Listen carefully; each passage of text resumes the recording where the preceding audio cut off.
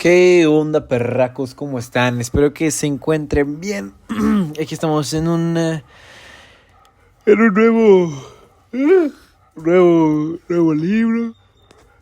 Y pues espero que les guste bastante. Es la novela de La Caja de Pandora. Bueno, la historia de La Caja de Pandora. Es del mismo edición que fue la de Las Flechas de Eros. Y pues bueno, espero que les guste. Yo creo que va a durar aproximadamente lo mismo.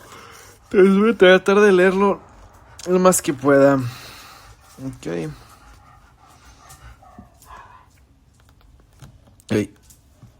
Pues venga. En una página hay una que dice esto. Ordenó Zeus al muy ilustre Hefesto mezclar cuanto antes tierra con agua, infundirle voz y vida humanas y hacer una hermosa y encantadora figura de mujer, cuyo rostro fuera semejante al de las diosas inmortales. Teogonía de Hesíodo. Hesíodo. Y dice genealogía de Pandora. Pues bueno, aquí tenemos a Gea y Urano. Titanes y titanidades. De Gea y Urano sale Hiperión, Seo, Jápeto, Crío, Océano, Tetis, Crono, Temis, Nemocine, Febe, Tea y Rea. De Crono y Rea salen Hestia, Demeter, Poseidón, Hades, Hera y Zeus. De Hera sale Hefesto, de Zeus sale Atenea, y de Zeus y Hera salen Ilitia, Ares, Hebe. Y luego Zeus se envuelve con Maya, quien con ella tiene a Hermes. Y Zeus se encuentra con Leto, que con ellos tienen a Apolo y Artemis. Luego del otro lado tenemos a Jápeto, tenemos a Océano y Tetis, que con ellos dos nacen Clímene y Metis.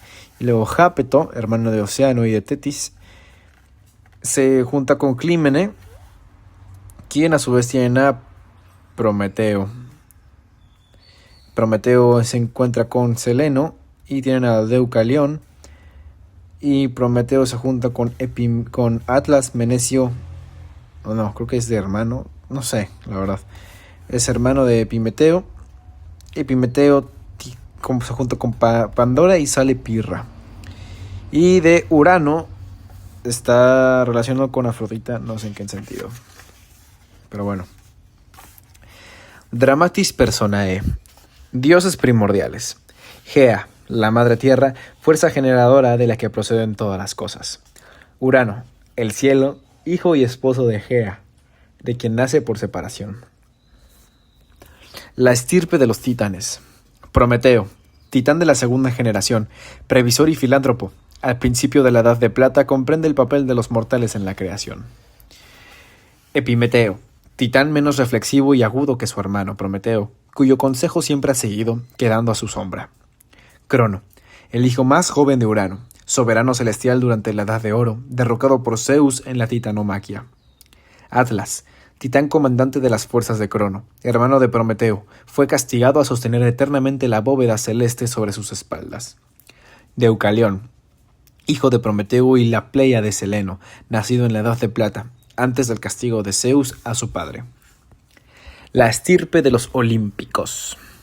Zeus, soberano celestial, emprende la tarea de dar su forma definitiva al mundo tras derrotar a Crono al final de la Edad de Oro. Hefesto, dios herrero, hábil artesano de los dioses. Afrodita, diosa del amor carnal y la belleza física, hija adoptiva de Zeus. Hermes, heraldo del soberano celeste, de verbo ingenioso y a veces engañador. Ares, dios de la guerra, hijo de Zeus y Hera. Atenea, joven diosa de la sabiduría y la estrategia, la preferida de su padre, Zeus. La estirpe de los mortales.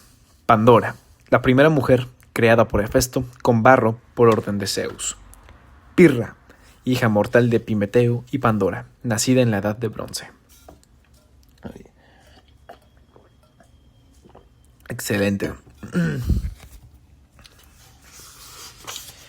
Y bueno, pues empezamos el capítulo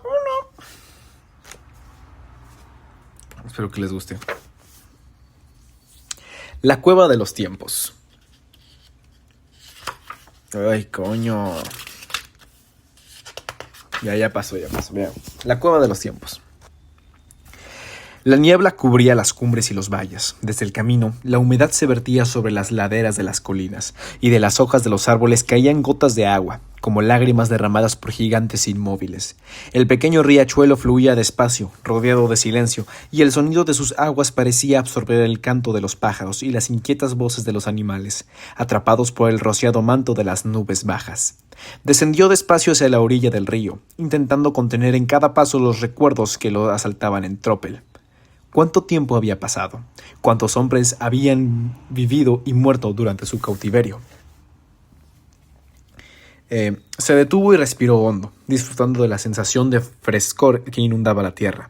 Se agachó lentamente, contemplando su rostro dibujado sobre la tranquila superficie de las aguas. Se tocó las mejillas, se acarició la frente, cerró los ojos, llenó su pecho con el olor de la tierra, disfrutando de la íntima satisfacción de haber cumplido la misión que, en otro tiempo, en otro mundo, se había propuesto. Cruzó el río, dejando que las aguas abrazaran su cuerpo. Al otro lado de la orilla, el frescor de la mañana hizo que sus miembros se estremecieran, recordándole que la incipiente primavera apenas acababa de nacer. Dirigió sus pasos hacia la entrada de una cueva que dibujaba su boca entre el musgo, adherido a las rocas, avanzando decididamente, convencido de que en aquel lugar apartado y solitario había empezado la verdadera historia de los hombres. En el interior de la gruta, la humedad se hacía densa, viscosa, y un olor espeso y dulzón inundaba todos los rincones. Silencio, soledad, olvido. Nada parecía recordar que, en otro tiempo, aquella cueva había servido de refugio y de hogar a un grupo de hombres perdidos en la inmensidad de un mundo hostil. Miró a su alrededor, escudriñó las paredes y el techo de la cueva a la tenue y tamizada luz que se filtraba desde la entrada. Hilos de agua caían desde el techo, como lágrimas de nostalgia por un mundo desaparecido para siempre. Prometeo se sentó un momento. En su mente se dibujó el recuerdo del día en que vio por primera vez a un hombre que parecía ensimismado, con los ojos clavados en el cielo de la noche y, poco a poco, rememoró los tiempos en que lo arriesgó todo para ayudar a la raza de los hombres, esos seres desvalidos a los que ni siquiera Zeus había prestado atención. Una sonrisa se esbozó en su rostro al evocar el momento en que le regaló el secreto del fuego y del lenguaje, y no pudo evitar sentir una punzada de nostalgia. Cogió entonces una pequeña rama seca y removió despacio el suelo de la tierra. La cueva estaba oscura y hacía frío. Desde el exterior, los jirones de niebla humedecían con sus gotas de rocío el vientre de la gruta, y un ligero escalofrío sacudió su cuerpo. A sus pies, entre la arena removida, vio trozos de barro cocido desgastados por el paso del tiempo, húmedos y míseros testigos de sucesos antiguos. Dejó que su mente siguiera vagando y, de nuevo, una sonrisa apareció en sus labios cuando recordó el momento en que, decidido a todo, había conseguido engañar al propio Zeus. Qué lejanos parecían aquellos días. Qué diferencia entre aquel mundo y el que había contemplado en su viaje desde el Cáucaso. Jamás había dudado de que su enfrentamiento con el dios habría de costarle muy caro. En efecto, durante innumerables generaciones de hombres tuvo que cumplir un castigo acorde con su insolencia, proporcionado a su atrevimiento. El gran Zeus lo había encadenado a una roca en la cumbre de uno de los montones del Cáucaso, donde hubo de sufrir el tormento de la soledad, el desasosiego y el dolor físico, pues un águila insaciable le devoraba cada día las entrañas. Se estremeció al rememorar el dolor profundo, agudo y ardiente que lo había lacerado cada noche, cuando, en medio de la soledad de las montañas, tiritando de frío por las heladas, sentía en el interior de su vientre la tremenda punzada que provocaban sus vísceras al regenerarse de nuevo. Muchas noches había deseado la muerte mientras esperaba la llegada del amanecer. El vuelo del águila, su pico desgarrándole la piel, su graznido de hielo taladrándole los oídos. Desechó aquellos pensamientos y se concentró en el instante en que Hércules, el hijo de Zeus, lo había liberado de su suplicio. Sin poder creérselo, había presenciado cómo la flecha de aquel héroe sin par atravesaba el cuerpo del ave, haciéndola caer inerte, girando sobre sí misma, como una pequeña brizna de hierba revoloteando en el abismo de un pozo oscuro. Todavía se estremecía al recordar la sensación de volver a incorporarse, libre de cadenas, la dificultad con que empezó a mover sus miembros entumecidos, el inmenso agradecimiento hacia su liberador. Cuando abandonó el Cáucaso, disfrutó cada recodo del camino, cada rugido de las fieras, cada canto de las aves. Se sumergió en las aguas de ríos y lagos, durmió bajo el lejano fulgor de las estrellas, paladeando cada pequeño descubrimiento y sintiéndose bien consigo mismo, pues el mundo de los hombres había cambiado radicalmente.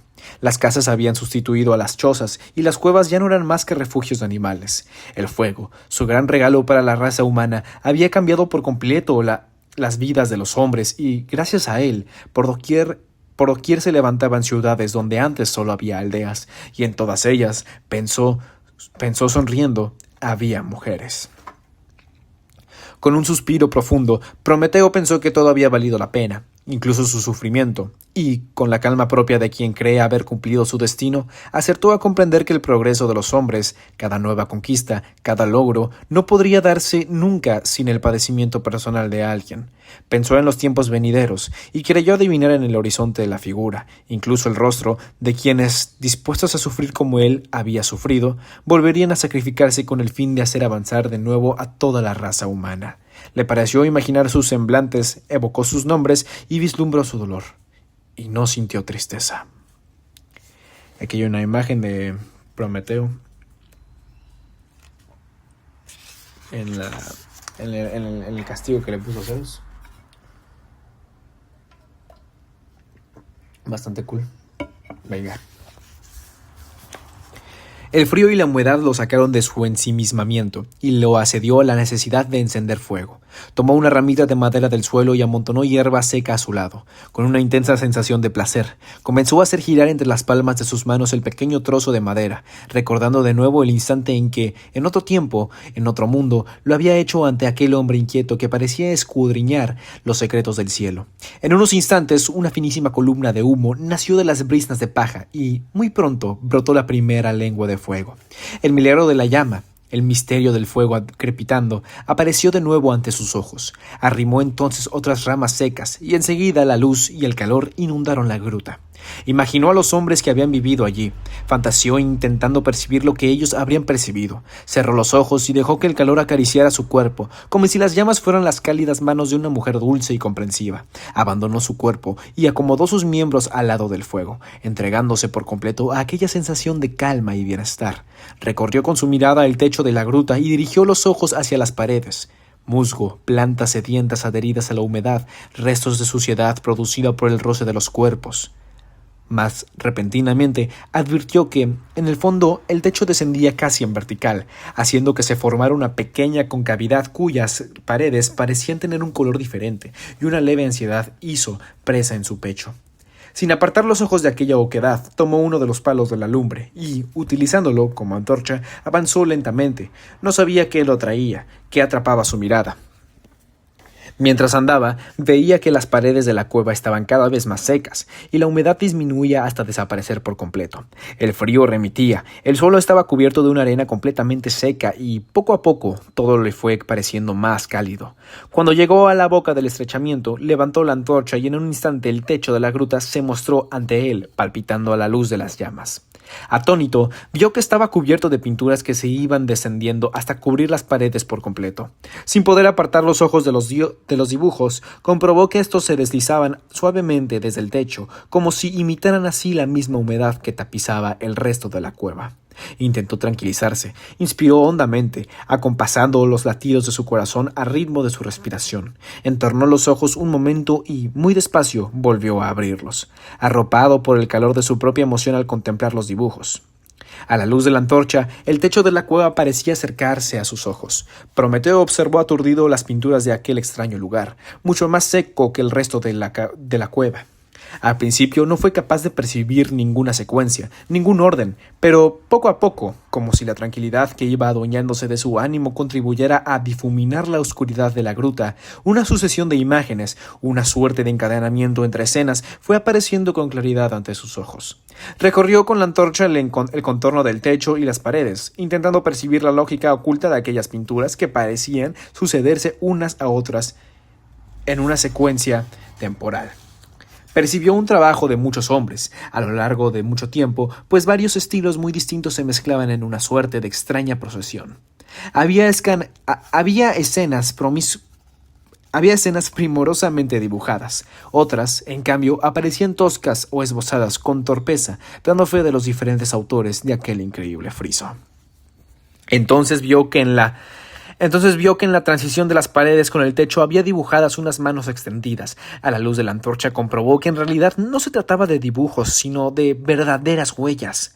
Manos abiertas impregnadas con los mismos pigmentos que habían servido para los dibujos.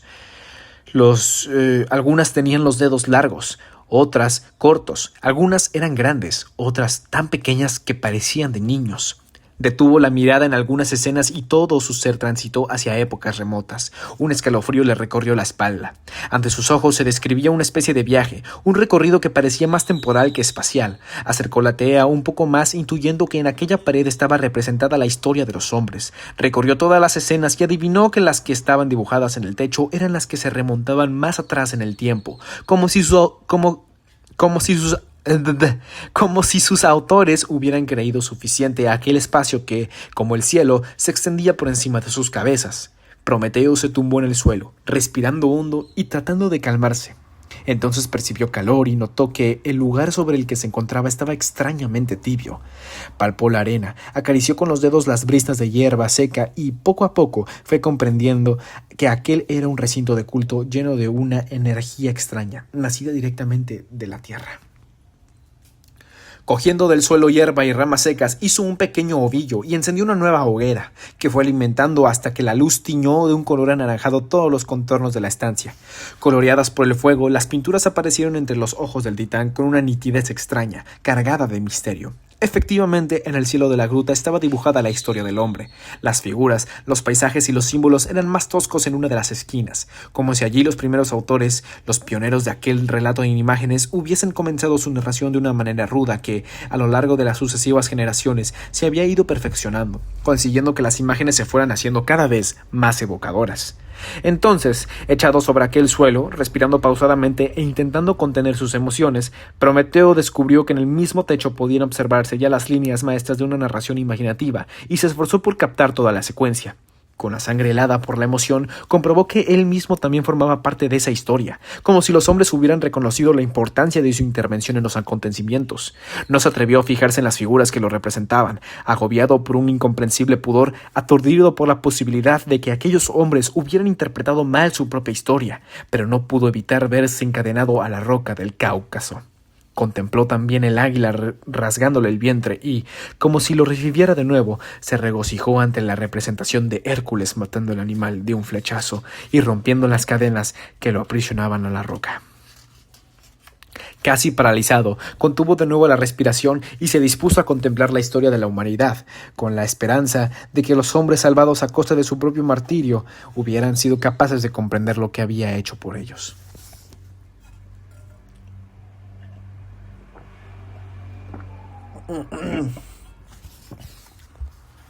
Ok, sigamos. Urano y Gea, el cielo y la tierra, parecían contenerlo todo. Su abrazo inmenso y resonante había generado una ola de calor que, poco a poco, había hecho del caos un todo reconocible y ordenado. Era la época del nacimiento del mundo, el tiempo de la creación. Ante los ojos de Prometeo, la secuencia del comienzo de la vida, la aparición de los primeros seres, informes unos, hermosos otros, se desarrollaba con claridad, igual que si su autor o sus autores hubieran tenido el privilegio de observar las cosas desde un lugar distante. En un instante, Prometeo contempló a su propio padre, Jápeto, y a su madre, Clímene, cogidos de la mano, iniciando un camino que se prolongaba a través del tiempo. Vio a Ponto, teñido de azul, a los cíclopes con su terrible cabeza monócula, a los temibles hecatonquiros, con sus 100 brazos agitándose como caballos hirsutos sacudidos por el viento. Mas, por encima de ellos, omnipresentes, Gea y Urano lo envolvían todo, lo presidían todo. El color blanco predominaba, como si los autores hubieran querido resaltar la luz de la creación frente a la oscuridad del caos primigenio. Sin embargo, en un momento dado, la escena se En un momento dado la escena se interrumpía. Una línea vertical incisa en la superficie rocosa del techo de la cueva parecía marcar una transición entre ese episodio y el siguiente. A la derecha, el color que predominaba era el del oro, pues el sol derramaba sus rayos bañándolo todo de un tinte dorado. Ríos de miel parecían correr por los valles, árboles caujados de ramas de las que pendían frutos brillantes, pulidos, refulgentes con el color del oro, y, por encima de todo, aparecía Crono, el hijo de Urano, cercenando los genitales de su padre con una hoja bruñida, áurea, que destellaba en su filo. Las figuras de Urano y Gea, blanquecinas, parecían difuminarse poco a poco y Prometeo contempló el contraste del color blanco del tiempo de la creación con el tono dorado que impregnaba todas las escenas siguientes. Sin darse cuenta, dejando que su imaginación volara al mismo ritmo que la de los creadores de aquella asombrosa maravilla, imaginó que el oro simbolizaba para aquellos hombres el comienzo de una nueva época, brillante y feliz, una verdadera edad de oro en la que Crono, el gran dios hijo de Urano, lo presidía todo. Bajo el poder de aquel dios, el mundo se iba llenando de nuevas criaturas. La noche, las hermosas Nereidas, las oceanidades, los ríos, y él mismo, acompañado de sus hermanos, Atlas, Epimeteo y Menecio, abrió el titán los ojos de par en par, intentando captar todos los matices, y su mirada se dirigió al mar, donde los genitales de Urano eran arrastrados por la corriente hacia el este, y a su alrededor iba surgiendo una blanca espuma borboteando como los rociones de las olas. Excitado y nervioso, asombrado por lo que estaba contemplando, Prometeo apenas podía contener su ansia por abarcar toda la narración. Detenía la mirada en algunas figuras, pasando otras por alto, confiando en prestar atención más tarde a todos los detalles, y así, ante sus atónimos ojos, desfilaron algunos de los seres que poblaban ese tiempo dorado. Górgonas, arpías, la esfinge, la quimera, la terrible Equidna, el cancerbero y otras tantas criaturas aterradoras que parecían estar permanentemente en guardia, como si un peligro indefinible pero mortal los acechara. Mas la secuencia continuaba y, de nuevo, apareció un tiempo de transición en el que Crono, altivo y poderoso rey del cielo, iba encogiéndose según avanzaba el relato. Incrédulo, intentando dominar su entusiasmo, el titán percibió la increíble lucidez del conjunto. En la primera parte, la que describía la época de la creación, la figura de Urano parecía abarcarlo todo. En el espacio siguiente, dedicado a los tiempos dorados, era Crono el que dominaba el cielo y la tierra. En la siguiente y maravillosa secuencia, los ojos de Prometeo contemplaron a Zeus, ayudando a salir del vientre de Crono a sus hermanos, devorados por su propio padre para evitar que lo destronaran. El gran hijo de Crono, el dios que lo había condenado para ayudar a los hombres, iniciaba a continuación una guerra por la posesión del cielo, en la que se vio a sí mismo combatiendo contra los titanes, miembros de su propia raza y aliados de Crono. Por un instante buscó a los hombres en la sucesión de escenas, pero apenas los vio. Aparecían como seres insignificantes, perdidos en la inmensidad de un mundo frío y hostil, abandonados por todos a su suerte. La humanidad aparecía en los dibujos como motas de polvo, como flecos de niebla perdidos en un océano infinito. Prometeo traspasó entonces con los ojos la nueva incisión que aparecía en la roca. Acercó la antorcha y vio que todo cambiaba de nuevo de color. Los ríos refulgían con destellos de plata, las flores parecían reflejar una luz blanca y brillante, y el mar destellaba con pequeños fogonazos grises, haciendo que las crestas de las olas se confundieran con el brillo de los astros. Todo el mundo estaba teñido de un color grisáceo y brillante, como si un tiempo de plata hubiera sucedido a la edad dorada. Se trataba de una nueva época en la que Zeus lo presidía todo. El titán apartó su cuerpo de la hoguera para que la luz llegara con nitidez al techo de la cueva y, entonces, sintió un escalofrío profundo, una sacudidad brutal. Algunas lágrimas comenzaron a fluir de sus ojos cuando se vio a sí mismo engañando a Zeus ante los despojos de un animal sacrificado, tratando de favorecer a los hombres. Contempló luego al dios apagando todas las hogueras de la tierra y, de nuevo, se reconoció delante de una caverna, enseñando a un hombre los secretos del fuego. En las secuencias siguientes, el mundo parecía llenarse de calor mientras que el gran Zeus, burlado, bramaba terriblemente. Los hombres, antes perdidos y olvidados, diminutos como hormigas, parecían crecer alrededor de las hogueras. Sus figuras se agrandaban y ocupaban cada vez más espacio, ganando terreno al cielo, ganando terreno a los dioses. Pero al lado de esas figuras, Prometeo se vio a él mismo encadenado a la montaña, con todo el cuerpo teñido por el color rojo de la sangre, con el rostro crispado, las manos abiertas y los ojos inundados de tristeza. Cuando pudo sobreponerse, observó que los hombres iban siendo cada vez más numerosos según avanzaba el desarrollo de la escena. Mas de repente, una figura sobresalía sobre todas las demás. Ante sus ojos se destacaba la figura de una mujer. Al reconocerla, toda su alma se estremeció de nuevo. Recordó una vez más su vida, su enfrentamiento con Zeus, su sufrimiento, y por un instante, al contemplar la imagen, tuvo de nuevo la certeza de que su plan se había cumplido. Recostó el cuerpo sobre el cálido suelo de arena de la cueva, cerró los ojos y, con la imagen de aquella primera mujer clavada en su mente, rememoró la secuencia de las pinturas con la esperanza de comprender qué había sucedido en la tierra durante los innumerables días de su cautiverio. Todo su cuerpo se relajó, una infinita sensación de calma se apoderó de su ánimo, y, como si las imágenes de aquella gruta cobraran vida en su mente, finalmente comprendió. Ok, ya se fue el capítulo. Wow, sí está bastante... bastante largo.